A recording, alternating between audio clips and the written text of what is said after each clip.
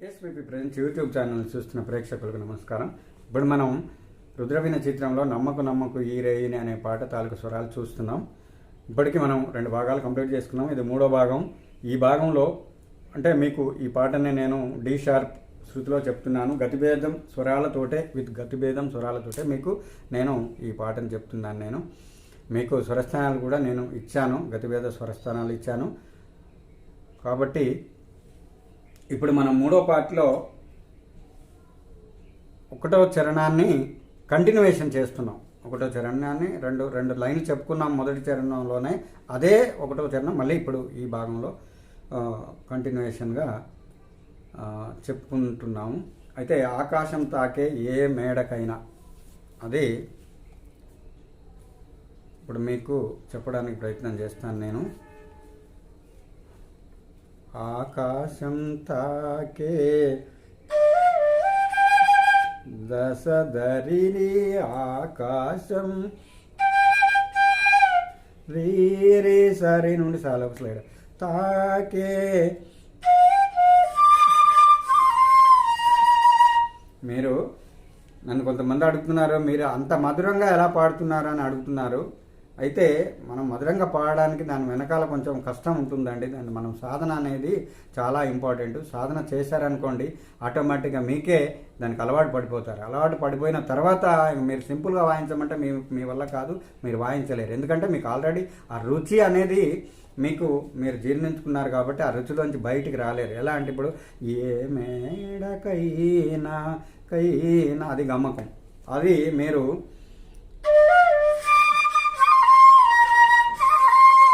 ఆ గమకాన్ని మీరు అలవోకగా మీరు సాధన చేయడం ద్వారా అలవోకగా మీరు ఆ గమకాన్ని అధిగమించగలరు, అంటే నేర్చుకోగలరు, దాన్ని ప్రజెంట్ చేయగలరు. ఆ విధంగా ప్రాక్టీస్ అనేది చాలా ముఖ్యమండి. ప్రతి ఒక్కరికి మనం చేసేది ఏంటంటే ప్రాక్టీస్ చేయండి. నేను ఇప్పుడు పని మానుకొని వీడియోలు చేయాలన్న తపనతోనే నేను చేస్తున్నాను. ఎందుకంటే ఇప్పుడు నేను ఆల్రెడీ ఏ వర్కో ఏదో చేసుకుంటే నేను 2000 3000 సంపాదించగలను. అది సమస్య కాదు. ఇప్పుడు ఏంటంటే ఇప్పుడు నేను ఈ పాటని మీకోసం అందించాలనే నాకు కోరిక, అంతేగానండి నాకు లక్షలు వేలు ఇవన్నీ సంపాదించాలి, ఇవన్నీ ఏదో చేయాలని నాకు అది కాదు, అది విషయం కాదు. నేను ఈ పాటను నేర్పించాలంట. ఇప్పుడు ఎక్కడో ఒక సోదరుడు నేర్చుకున్నాడు అనుకోండి, నేర్చుకొని మన పేరు చెప్తాడు, పలానా ఛానల్లో పలానా వ్యక్తి ఇలా పాట పాడాడు, ఆ పాటని నేను నేర్చుకొని మీ ముందు నేను ప్రజెంట్ చేస్తున్నాను అని ఒక మాట చెప్పాడు అనుకోండి, అదే చాలు.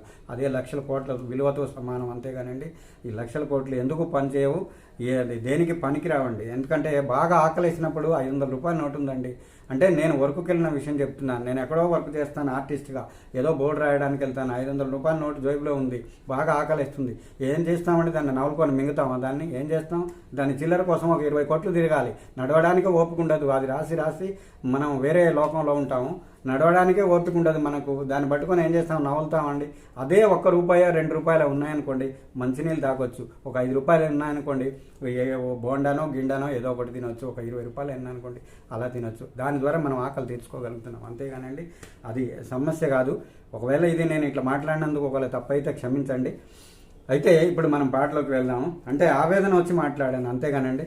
అయితే ఇప్పుడు ఏ మేడకైనా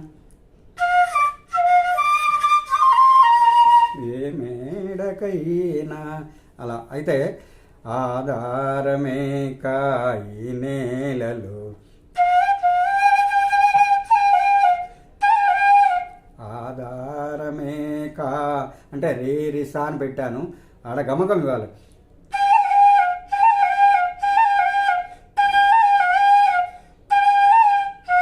రీగరి సరీసా అన్ని స్వరాలు ఉన్నాయి దాంట్లో, దాగి ఉన్నాయి. ఒక్కొక్క దాంట్లో గమకాల్లో కొన్ని స్వరాలు దాగి ఉంటాయి. ఆ స్వరాలను మనం పాడితే కానీ దానికి అందం వస్తుంది. అంతేగానండి ఈ ట్యూటోరియల్ చెప్పడం ఒక ఎత్తు, పాట పాడడం ఒక ఎత్తు. పాట పాడేప్పుడు ఆటోమేటిక్గా అవే స్వరాలు వస్తాయి, వాటికి అవే పాడిపోతూ ఉంటాయి స్వరాలు, అంతే. అయితే ఆధారమేక అంతవరకు అంటే సరి ఆధారమే కా రిరిసా కా దసరి సరి సదా ఈ నేలలో దాసరి సరి సద ఈ నేలలో పూడమిని చూడని కన్ను దసరిమ పూడమిని మామమ చూడని మామారి కన్ను సరిమప నడపదు మప నడపదు ముందుకు నిన్ను మప ముందుకు నిన్ను సరిమప నిరసన సరిమప పాప అని రాశాను. మీరు మా పాప అనుకున్నా పర్వాలేదు, గమకం ఇవ్వండి అక్కడ. అంటే మా నుండి పాలకు జారుడు గమకమే. చూపకు నువ్వు పాప, మా పా నుండి మాకు స్లైడ్ అవ్వాలి. పాప నువ్వు మా పద ఏనాటికి, మా పద ఏనాటికి, అది మా పద పక్కవారి గుండెల నిండా, మా పక్కవారి దశద పద గుండెల నిండా, మా చక్కనైన మా వేదన అంటే దారిస వేదన పండ నిండా వేదన నిండా దారిస దాదా వేదన నిండా అలా వస్తుంది. తర్వాత దశదరీరి ఏ హాయి రాదోయి దశ రాదోయి పదాద నీ వైపు మరవకు అది అలా వస్తుంది. ఇది ఇంతటితో ఇది అయిపోతుంది. కానీ రెండవ చరణం కూడా అలాగే ఉంటుంది. రెండవ చరణంలో ఒకటి స్వర సంచారం ఒక చోటు ఉంటుంది. అది ఏంటంటే మీకు చెప్తాను, ఈ భాగంలోనే చెప్తాను మీకు. అయితే మరవకు అది ఇదే సాహిత్యం అంటే ఇలాగే సాహిత్యం ఎండ్కి వచ్చిన తర్వాత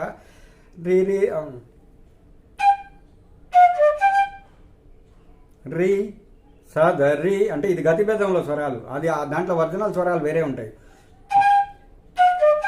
రీ సదరి మరిమా పమప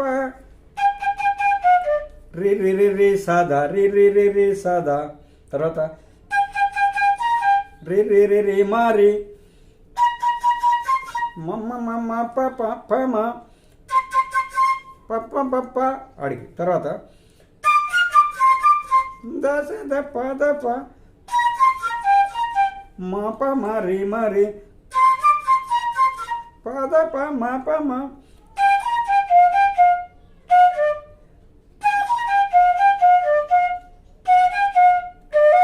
సరి సదస మాప మరి స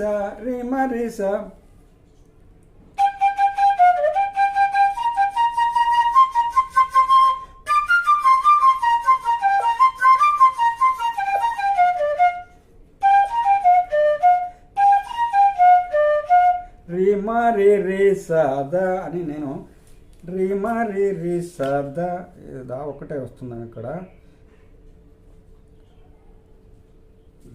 సదా అలా. ఇది రెండవ చరణంలో వస్తుంది. అది మీకు ఇందులోనే చెప్పేశాను. అంటే రెండవ చరణం కూడా ఇలాగే ఉంటుంది దాదాపు. ప్రాక్టీస్ చేయండి. ఇంకోటి ఏంటంటే నేను సరే దాన్ని స్పెషల్గా అనౌన్స్ చేస్తాను. ఇంకొక కొత్త ఇదొకటి చేయబోతున్నాము. దాని గురించి మీకు నేను స్పెషల్గా ఒక వీడియో చేసి నేను అందరికీ మనవి చేసుకుంటాను. ఈ భాగం కనుక మీకు నచ్చినట్లయితే షేర్ చేయండి, లైక్ చేయండి. ఇంకో భాగంలో మళ్ళీ కలుద్దాం. అంతవరకు సెలవు. నమస్కారం.